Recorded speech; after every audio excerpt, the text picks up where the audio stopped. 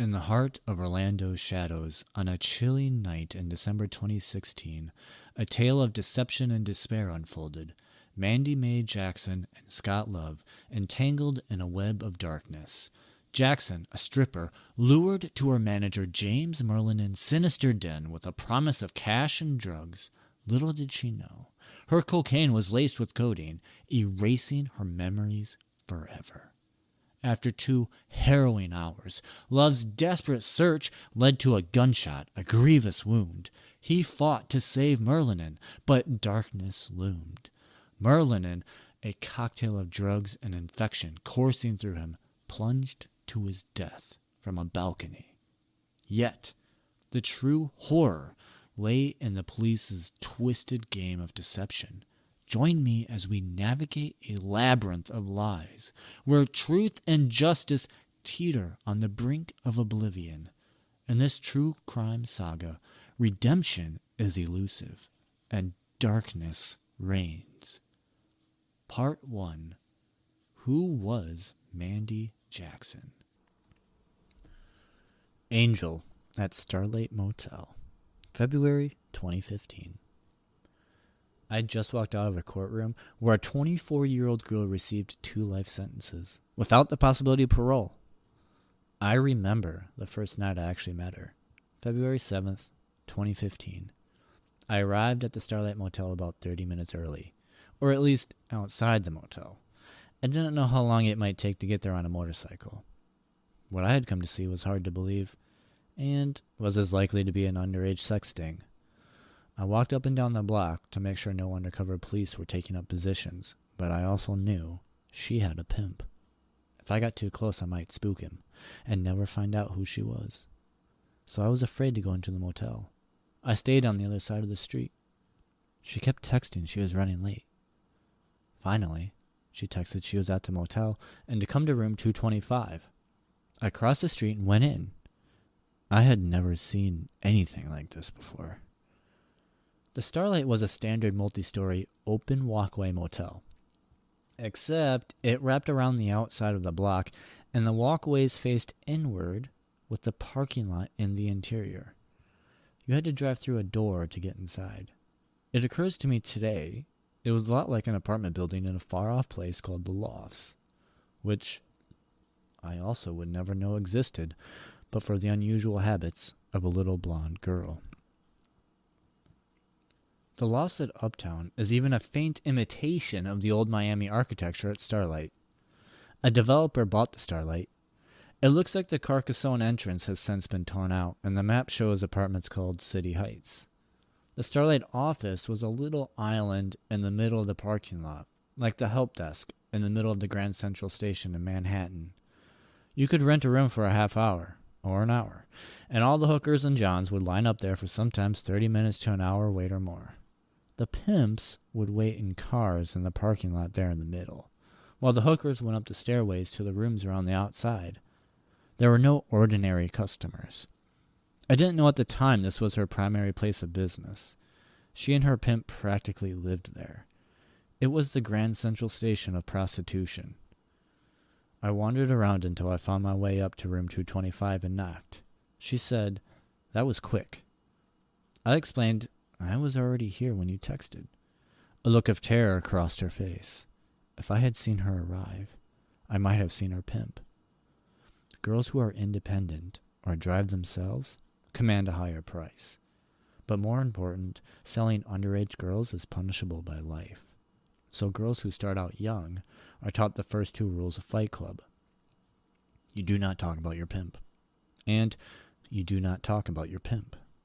A girl who puts her pimp at risk of a life sentence by letting on that he exists is as likely to get taken out to the swamp and shot. She told me she'd actually been at the office waiting to get a room, just in case I had seen her there. In the room, things were going as I hoped. No sex. She talked about her dogs and her cat. She was comfortable telling a middle-aged man she just met about her family. Like she was neurologically incapable of being fake.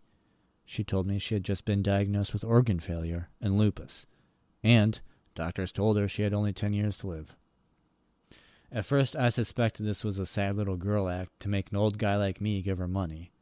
But I quickly realized it was just what was on her mind at the moment.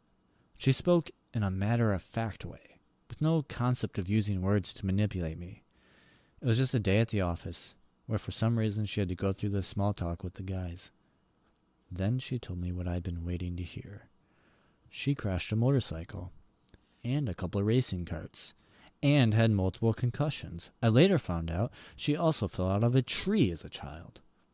This was the theory I was here to confirm, to explain why a 95-pound teenage blonde girl from Orlando had no fear to meet with a 43-year-old stranger in a disgusting Miami motel after midnight. She was sexually uninhibited by some variation of orbital frontal syndrome. Then she said, "Get comfortable." Get comfortable. She wanted me to take my clothes off. I had psyched myself up to have sex with her if I had to. A few years earlier in a web forum, I told the story about a hooker, Jamie, who invited herself to my house, and I sent her away. A German guy on the forum called me a total pussy. My first impulse on this night, when a teenage girl invited me to a motel, was to tell her I was excited to come hang out. But she was too young to have sex with. But I realized that was a non-starter.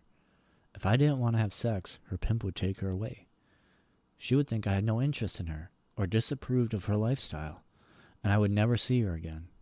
So I decided I would try to talk my way through the visit and only have sex if I had to. But when she said, "Get comfortable," there was no second way. I was either going to take my clothes off, or she would think I was a cop or on some kind of rescue mission. We would both be out the door in 60 seconds. My skin turned white as I sat on the bed. Like the German guy said, I was a total pussy. I vaguely remember two other things. Then, next thing I remember, we were having sex. For some people, sex is a social ritual of approval or domination. For others, it is a hedonistic fix, or an impulse which they are driven to pursue without any introspection. To me, sex is smoke in the air. You can't take it to the bank. I only have sex with someone I'm willing to have a child with. Even then, only with the possibility of pregnancy. To me, sex with a rubber, not even sex.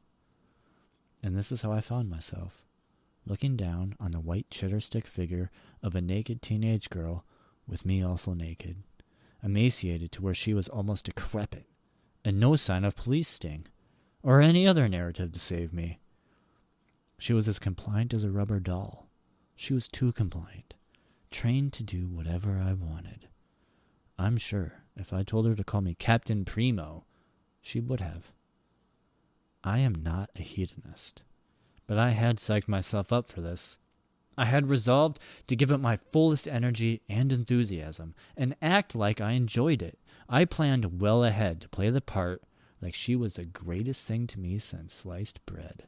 To not let on that I had any hesitation or found anything wrong with this. But I just wasn't into it. It was a hard act to play. There was a mirror next to the bed.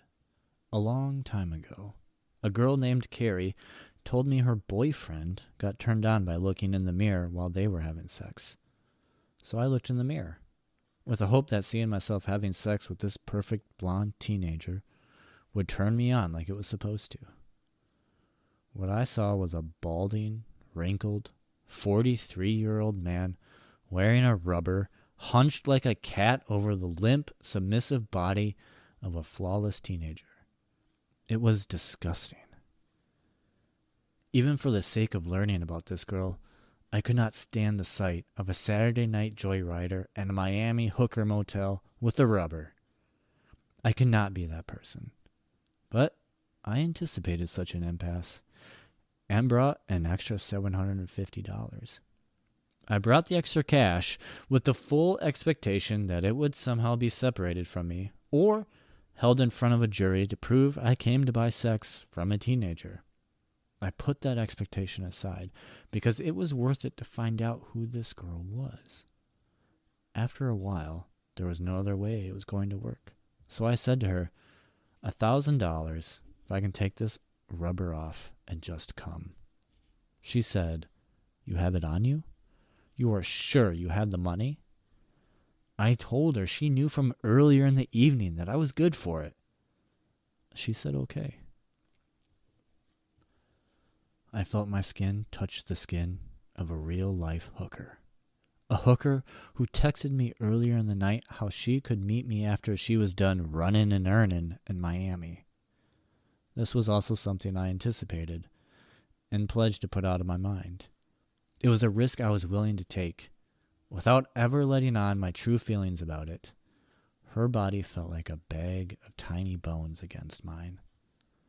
Within a minute or two, without thinking, I blurted out, "Imagine that." I just had sex with a limp, 95-pound body of a brain-damaged teenage hooker in a cramped, mirror-covered second-floor room of the Starlite Motel in downtown Miami. And I completed the project according to plan. When I expressed my disbelief out loud with those 2 words, she had no idea what I was talking about. As I walked out the door, she said, "I had fun. You even made me laugh a couple times." I won't mention the 2 pillow talk jokes that made her laugh. What was important is that I spent $1,000 and put on a convincing act that I liked it. Her pimp would definitely bring her looking for me the next week, assuming she lived that long. I would have another chance to find out who she was, her real name, and phone number. They were hooked on the sugar. My mission was accomplished. It would only take 2 or 3 weeks to get rid of him. I knew it wasn't her pimp who made her a victim.